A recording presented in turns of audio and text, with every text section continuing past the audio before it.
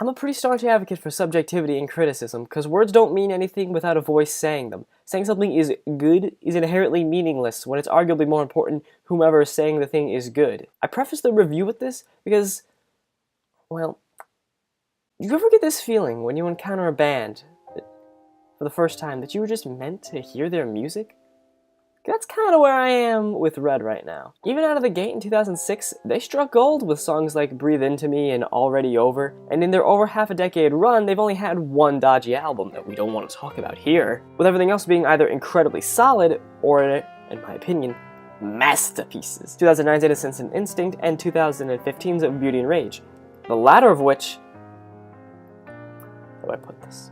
I believe perfection is an unobtainable idea, subjective to everyone. And all that art can do is come as close as it can to that ideal. And Of Beauty and Rage is the closest an album has ever come to that for me. Absolutely sublime from tip to tail. To say it's an album I like would to be a comedy man making an understatement. I've often heard Red described as breaking Benjamin with violins. While I wouldn't say it's a completely invalid summary, I'd caution you to not underestimate the power of the strings section. It seems simple, this adds a very effective counterbalance to the aggression of the rock.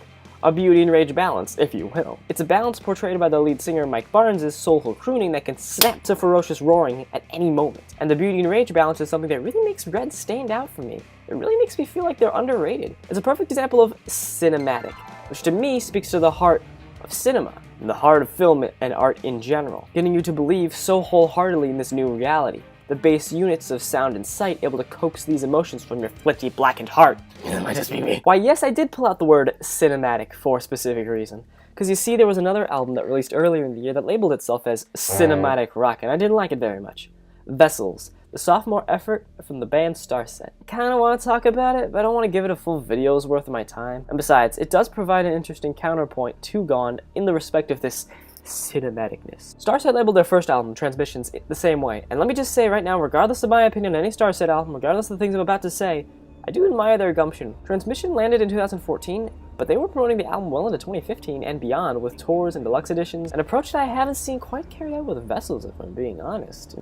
Transmissions itself wasn't a great album. It mostly sold itself on aesthetic, this sort of sci-fi rock electronic element fusion that labeled itself as, say it with me now, cinematic. The songs themselves ranged from not bad to completely forgettable or generic, and the whole affair came off as a pretty alright debut, if not pretentious. Now here comes Vessels, which is a far from a great album. The issue C that crippled Transmissions, and similarly takes the golf club to Vessels' kneecaps and its teeth and aims steals its rich watch while it's at it, is the notion of cinematic the band pushes. The songs themselves have layers of synths and percussions and strings and everything layered on top of each other. But while it makes for a lot of sound, it's ultimately the Michael Bay Transformers approach to cinematic. A lot of flash, but barely any substance. They're all trailer songs, that's what they are, meant to display bombast more than anything. Most of the lyrics seem more preoccupied with giving fans ideas of what to get tattooed on their wrists than being remotely engaging, or emotional in any capacity. A perfect example is the ending to the Gravity of You chorus.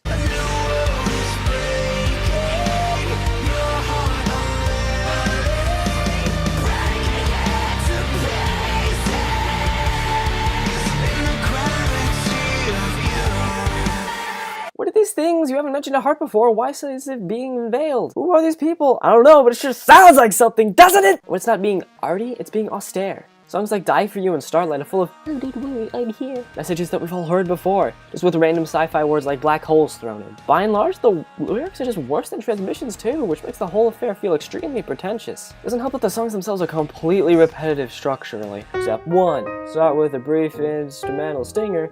Step 2, bring it low for the verse, build gradually. Step 3, it's the chorus. Step 4, repeat steps 2 and 3.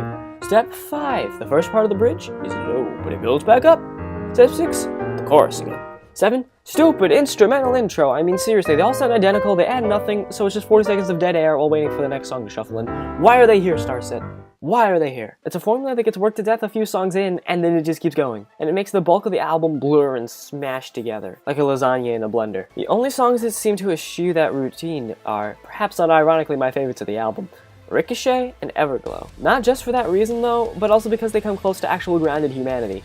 Ricochet in particular is great! Using the wanky sci-fi more sparingly to create some more compelling metaphor and emotion. And the sudden gear shift at the end of Everglow's halftime is, okay, pretty cool. All in all, though, the album is just trite and routine that dresses itself exorbitantly. It's only worth checking out if you feel like Transmission needed a epilogue that was painfully drawn out. To switch focus back on Red, though, Gone actually succeeds in feeling cinematic because it has genuine emotion behind the lyrics and instruments. Of course, that might just be because Michael Barnes' voice needs 110% passion to even work in the morning, but the lyrics and the instruments meld together for the same sort of emotion. It reminds me of a quote that I'm about to properly butcher.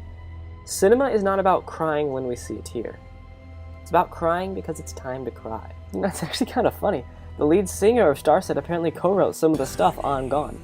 And it does kind of show in songs like AI, and a little bit of Singularity, which can have some very Starset-esque moments, I guess. But here it sounded pretty good, which goes to show that Starset may have the basic understanding of the skeleton of a good music song.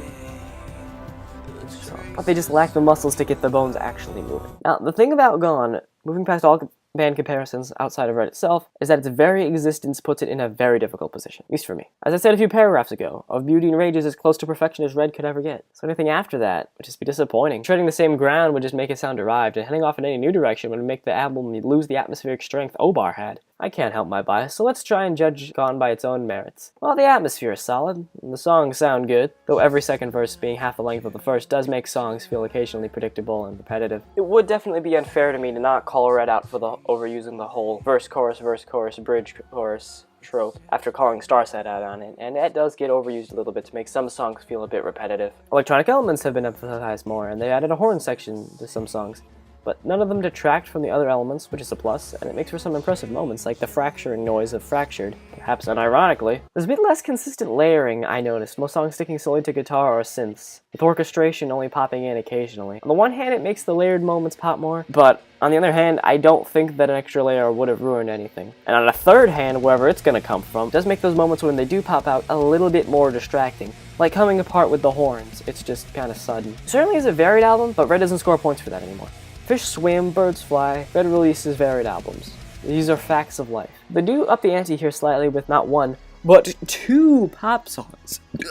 Excuse me. 3 if you count the second version of their Sia's Unstoppable cover, which is exclusive to the deluxe edition, which also adds The Mask Slips Away, which is a pretty good low-tempo affair, and some acoustic versions, which are always nice. But then it adds 2 remixes, which are just piss weak. They just replace the background noises with light poppy synths. The album has some ground-level lyricism going on, with songs like Gone and Still Alive's messages about the point of life landing about as subtly as a hot pancake from a trebuchet. The album's mostly about life and what goes on after death, etc., etc. While a lot of songs muse on just that, there are a few that dwell on obsession in similar terms, like the surprisingly solid Chasing Your Echo, which I found pretty interesting for a Christian rock band. And there was a nice break from Red's usual already over shtick, like, oh, I need you now, please. I mean, Red's never been the deepest gang of poets, and it's never bad, but it can feel a bit one note for a lot of songs, like the otherwise exciting Fractured. My favorite track on the album is definitely Singularity.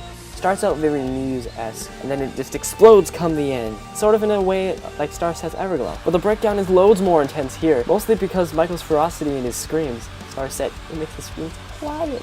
But Michael knows that if you're gonna scream, scream loud. Let us hear it. Let us feel it. Don't hide it. I don't think Gone is a great album, but I still feel like it succeeds where Vessels failed in that it feels cinematic, without even needing a label to confirm, yes, it's cinematic. Gone comes across as an album made by human beings, using music as an outlet for emotion, whereas Vessels feels like it was made by a group of guys who think rocket ship is in any way a term that can be used dramatically.